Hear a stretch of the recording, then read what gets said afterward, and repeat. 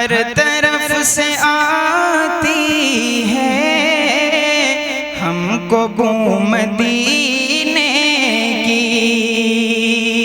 और कमली वाली।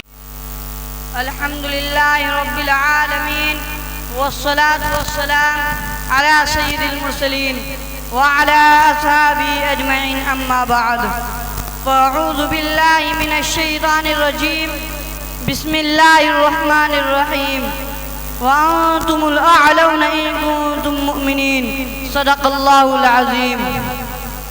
वो मुअज़्ज़ज़ थे ज़माने में मुसलमान होकर, वो मुअज़्ज़ज़ थे ज़माने में मुसलमान होकर और रमख़ार हुए तारीख़ कुरान होकर।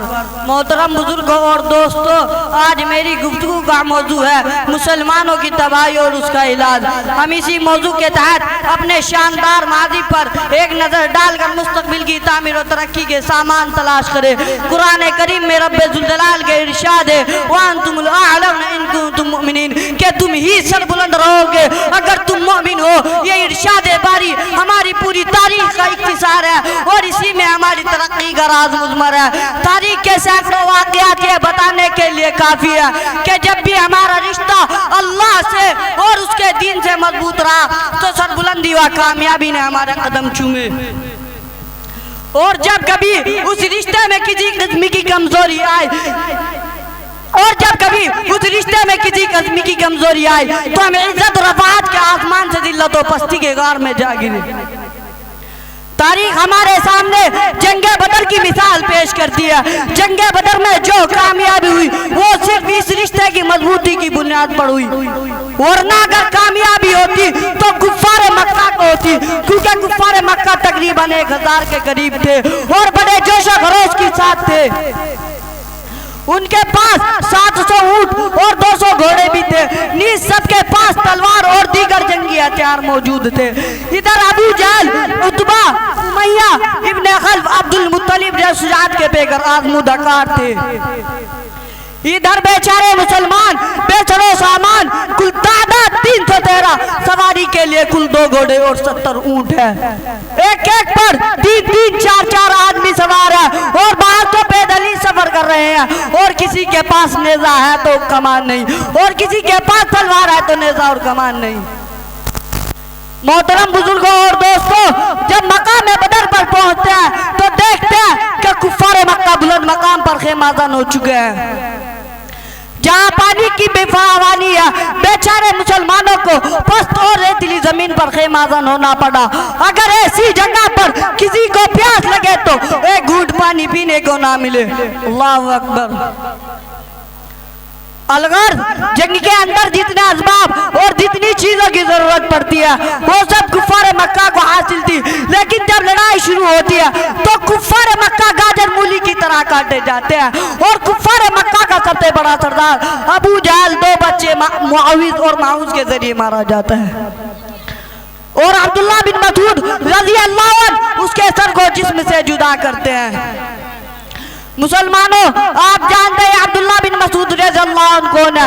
ये वही है जिनको मक्का के साहिल में इस अबू जहल ने मारते मारते बेहोश कर दिया था। आज मैदान जंग के अंदर वही अब्दुल्लाह बिन मसूद रज़ियल्लाहु अन्हु अबू जहल का सर कलम करते हैं।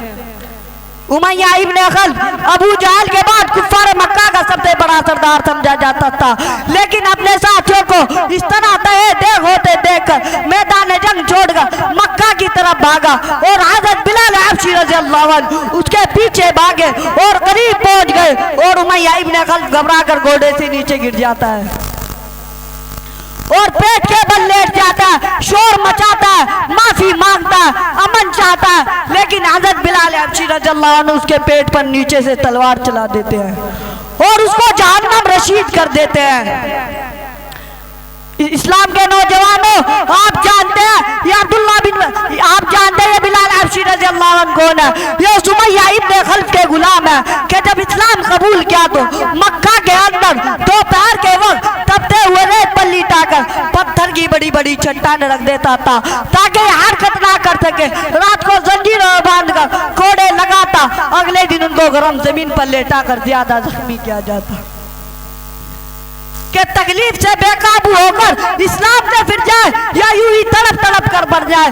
पैरों में रस्सी बांध कर मक्का की गलियों में घसीटा जाता है।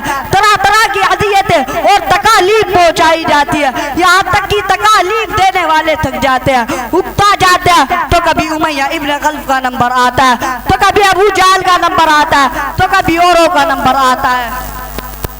आज मैदान जंग के अंदर वही गुलाम यानी उमैया इब्न खल्फ को कत्ल करने के लिए दौड़ रहे हैं और उमैया इब्न खल्फ मैदान जंग छोड़कर भाग रहा है।